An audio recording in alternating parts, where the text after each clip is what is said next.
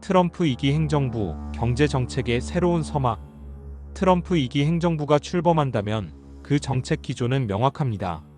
미국 우선주의를 더욱 강력하게 추진하고 대중국 견제를 경제와 통상 정책의 핵심으로 삼을 것입니다. 핵심은 바로 보편 관세입니다.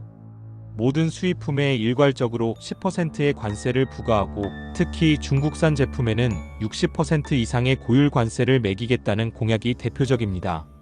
이는 단순히 무역 불균형을 해소하려는 시도를 넘어 전 세계 공급망을 미국 중심으로 재편하려는 강력한 의지로 해석됩니다. 이러한 정책은 경제에 대한 깊은 이해를 기반으로 한 것이라기보다는 소수의 강경파 측근들이 주도하는 즉흥적 결정에 가깝다는 지적이 많습니다. 지난 1기 행정부 때와 마찬가지로 월가의 경고나 전문가들의 조언보다는 자신의 직관과 신념에 따라 움직일 가능성이 높습니다. 이러한 불확실성은 미국 시장에 투자하는 기업들에는 큰 위험으로 다가올 수 있습니다. 2. 금융시장의 반격, 국채시장의 역습. 트럼프 2기 행정부의 관세 폭탄은 단순히 상품 가격에만 영향을 미치지 않습니다. 이는 미국 국채시장이라는 거대한 금융 시스템을 뒤흔들 수 있습니다. 무역 분쟁의 심화로 글로벌 불확실성이 커지면 안전자산인 미국 국채에 대한 수요가 일시적으로 늘어날 수 있습니다. 하지만 문제는 그 이후입니다. 관세로 인한 인플레이션 압력이 커지고 정부의 막대한 재정 적자가 예상되면 국채 금리가 급등할 수 있습니다. 국채 금리 상승은 미국 정부의 빚 부담을 가중시키고 이는 다시 감세 정책으로 인한 세수 감소를 상쇄하려던 트럼프의 계획에 정면으로 배치됩니다. 더 큰 문제는 국채 금리 상승이 민간 부문으로 확산된다는 점입니다. 주택담보대출 금리, 자동차 할부 금리 등 모든 대출 금리가 올라가면서 미국 소비자들이 지갑을 닫게 될 수 있습니다. 이는 소비 위축을 불러와 결국 경제 성장 둔화로 이어질 것입니다. 한편으로는 월마트 같은 대형 유통업체들이 높아진 관세 비용을 소비자에게 전가하면서 물가 상승을 부채질할 수 있다는 분석도 나오고 있습니다. 3. 중국의 반격과 새로운 무역 질서. 트럼프의 관세 정책에 대해 중국은 지난 1기 때와는 완전히 다른 태세를 갖추고 있습니다. 과거에는 미국의 압박에 일정 부분 물러서는 모습을 보였지만 이제는 다릅니다. 중국은 히토류 수출 통제와 같은 히토류 무기화 전략을 통해 미국의 첨단 산업을 압박하고 애플이나 테슬라와 같은 미국 거대 기업들을 자국 시장에서 견제하는 방식으로 맞서고 있습니다.